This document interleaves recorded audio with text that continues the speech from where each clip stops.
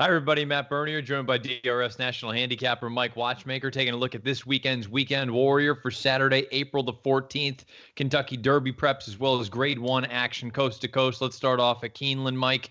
The Lexington, there are going to be a number of connections that are sweating this race out, whether you get in or you get bumped from the Kentucky Derby. We're talking obviously about my boy Jack. You want to take a little bit of a swing against him here, though. I do, Matt. Jack might win this race. Maybe he's better than this field, but I have my doubts. I never liked running in races they're not originally intended for. And he was intended to run in this race, but he finds himself on the outside looking in when it comes to the Kentucky Derby field. My boy Jack needs to run one this race, and he needs to break his in the points-rich Arkansas Derby for him to get into the Derby field. And he's also breaking from post 12, but that aside, I wonder how good my boy Jack really is, because when he won the South 2 starts back, he took advantage of a very strong rail bias that day at Oakland Park. I watched that card live. Rail just got better and better as the day went on. And then last time, Louisiana Derby, yeah, he was close, but the race set up ideal for him, and he really had no excuse to win it. And I just think he's better on paper than he might be, and he's going to take money. So I thought it was a good opportunity, especially Betos, who's a talented colt, but he's returned from an injury layoff. He had a knee chip. I just thought it was to take a flyer with someone, and my flyer is Honor. Honor Up is a horse that's only run against the competition. He did 2 starts back in autumn. Of course, came back. He won the Holy Bull, won the Florida Derby, and is one of the favorites for the Kentucky Derby.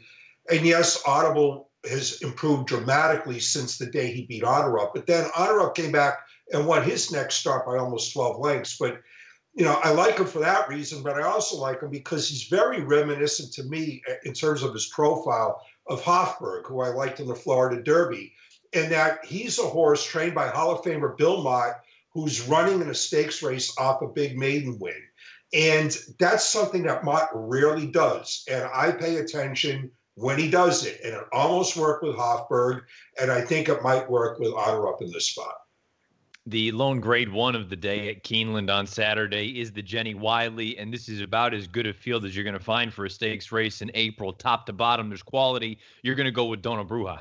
I am, you could make an argument for 5 or 6 horses in this race, and I couldn't dispute it with you, because it's just that good and that deep a field. But I like Donna Bruja because she was so impressive winning the Endeavor in her seasonal debut, and it was really kind of a shocking performance because she went right to the lead in that race. And this is a filly that showed a very good closing kick last year, winning the Mint Julep and the Modesty and finishing an early beaten second in the Beverly D.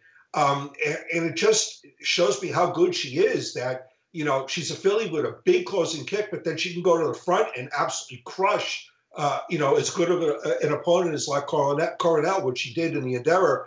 I think that gives her a tactical advantage on this group. She's going to get first run in anybody she wants, if she wants it, or she could be active on the pace, or she could drop back and try and overwhelm everybody late. But she's, I think, very good, and I was really impressed with her Endeavor. Big day of racing, Hot Springs, Arkansas, the Arkansas Derby Grade 1 event. It's the main event. 100 points go to the winner. Winning, you're in second place finish, and you're likely in the Kentucky Derby. Magnum Moon and Solomini, those are the 2 big names in here. Do you want to try to beat any of them? You're looking for somebody else? Where are you going? Well, this is the kind of race where, you got a short price favorite in Magnum Moon, who I think is going to be really, really hard to beat. I'm a big Magnum Moon fan. I thought his Rebel was terrific. I think that he's, in many respects, the East Coast-based version of Justified. I'm not saying he's as talented as Justified, but he's very clearly a very talented horse who did not race last year or 2 and is going to be a major factor in the Derby if he does what I expect him to do in the Arkansas Derby. I think he's going to be very hard to beat, but I am against Solomini because I think he's kind of stuck in this low 90s buyer rut, and that's not good enough these days. He's got to improve, and I'm not sure that he has.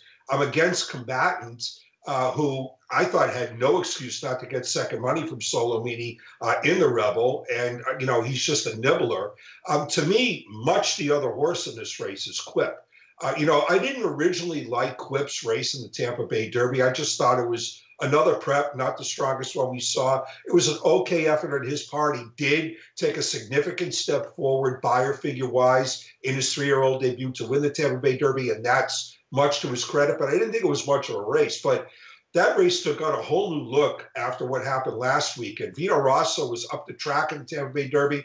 He came back and was clearly best on the Wood Memorial, and Flame Away, who is a little bit of a limited horse, but still Flame Away, was a rallying second in the Tampa Bay Derby, and he came back and gave good magic, all he could ask for when second in the Bluegrass last week. So I'm suddenly thinking that the Tampa Bay Derby was a better prep than I originally thought it was. And I'm just going with an exacta box with these two to try and turn a short price into something worthwhile with a hard press of Magnamoon over Quip.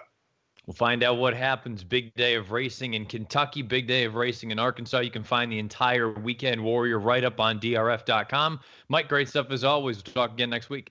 Thank you, Matt.